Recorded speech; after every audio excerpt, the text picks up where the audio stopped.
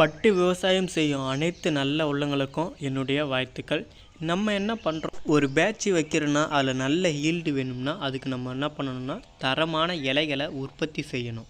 தரமான இலைகளை உற்பத்தி செய்யப்படும் போது அதில் தாக்கக்கூடிய பூச்சிகளையும் கட்டுப்படுத்த தெரியணும். இன்றைக்கி என்ன பார்க்க போகிறோன்னா இலை பிணைப்பு பூச்சியை பற்றி தான் பார்க்க போகிறோம். அதனால் நமக்கு செடியோட பாதிப்பு என்ன, எந்த அளவுக்கு ஈல்டு குறையுது, தயோடைய வளர்ச்சி எவ்வளோ குன்றிக்கு இருக்குது, அதை பற்றிலாம் பார்க்கலாம். இந்த இலை பிணைப்பு பூச்சி முதல்ல என்ன செய்யுதுன்னா, தன்னுடைய வாயில் இருக்கக்கூடிய உமிழ்நீரை 2 இலைகளுக்கு இடையே இது வட்ட வச்சு அதில் இருக்கக்கூடிய சாறு எல்லாத்தையும் உறிஞ்சி அதோடைய வளர்ச்சியை குன்றி வைக்கிறது. இதை பூச்சியை எப்படி கட்டுப்படுத்தலாம் அப்படின்னா, விலைக்கு பொறி மூலியமாக அந்த அந்து பூச்சியை கட்டுப்படுத்தலாம். அது இல்லாமல் கெமிக்கல் ஸ்ப்ரே பண்ணுறது மூலியமாகவும் கட்டுப்படுத்தலாம். ஆனால் பெரிய பாதிப்பு என்னென்னா, நம்ம என்ன தான் உரம் கொடுத்து தலையை நல்லா வளர்த்துக்கிட்டு வந்தாலும் இல்லை உங்களை கட்டுப்படுத்துறது கொஞ்சம் கஷ்டமான விஷயமாக தான் இருக்குது. பாருங்கள், இந்த பூச்சி பார்த்திங்கன்னா எவ்வளோ சின்னதாக இருக்குது. ஆனால் என்ன பண்ணுதுன்னா 2 இலைகளுக்கு இடையில் அதோடைய சாறை எல்லாத்தையும் உறிஞ்சதால தான் நமக்கு வளர்ச்சி குன்றிடுது. ஒரு இலையிலையும் பாருங்கள், அந்த இலை அது உறிஞ்சக்கூடிய இலை தரமாகவும் இல்லை. அதே மாதிரி எந்த அளவுக்கு சுருக்கம் இருக்குது பாருங்கள். இந்த பூச்சி பார்த்திங்கன்னா வாயோடைய உமிழ்நீர் வச்சே எல்லாத்தையும் உறிஞ்சிடுது. அதே சமயத்தில் என்ன பண்ணுதுன்னா இன்னும் பெருசாக அடி இலைகளையும் தின்ன ஆரம்பிச்சிடுது.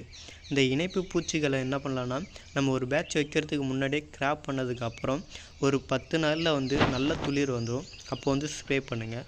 அதுக்கப்புறம் ஒரு 20 நாள் கழித்து திருப்பியும் ஒரு ஸ்ப்ரே பண்ணுறது மூலியமாக மேக்ஸிமம் நம்ம கட்டுக்குள்ளே கொண்டு வந்துடலாம். முழுமையாக கட்டுப்படுத்த முடியாது தான்.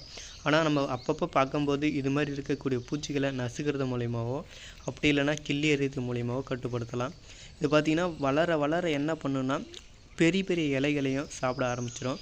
குருத்து இலைகளை சாப்பிட ஆரம்பிக்கும் போது அதோட செடி வளர்ச்சி எந்த அளவுக்கு பாதிக்கிறதோ, இதனால் என்ன நமக்கு கட்டுப்பாடுனா, முதல்ல இருக்க சின்ன இலை தானே தின்னுது அப்படின்னு குருத்து இலை தானே தின்னுதுன்னு விட்டுட்டோம்னா, நம்மளுடைய இளம் புழு வளர்க்குறோம் இல்லையா, ஜாக்கெட் சென்டர்லேருந்து நமக்கு 2வது மோல்டு முடிஞ்சு 3வது மோல்டுக்காக நம்மக்கிட்ட வரும். அந்த டைமில் பார்த்திங்கன்னா நமக்கு 2 வேளை தயை போடுறோம் அப்படின்னும்போது நமக்கு சுத்தமாக பத்தாது. அதனால் அந்த 4 வேளை தலைக்கு இது ரொம்பவும் பயனுள்ளதாக இருக்கணும். அதனால் என்ன பண்ணுங்கன்னா, இந்த பூச்சை கட்டுப்படுத்துறது இந்த பூச்சி மட்டும்தான் மல்பெரியில் தாக்கணும் அதுதான் இல்லை. இதுக்கப்புறம் மாவு பூச்சி இருக்குது. அதே சமயத்தில் பார்த்திங்கன்னா செடியோட வளர்ச்சி பாருங்கள். இங்கே ஒரு செடி காட்டுறேன். இது பாருங்கள் எந்த அளவுக்கு வெளியேன்னு இருக்குது. அதே மாதிரி இலையுடைய சுருக்கம் வருது. இதனால் என்ன சத்து குறைபாடு இருக்குது, வேர்ப்பூச்சி அடிக்குது. அதுமாதிரி மேலே இருக்கக்கூடிய தகவல்களை இதுக்கப்புறம் வர வீடியோக்களை பார்க்கலாம்.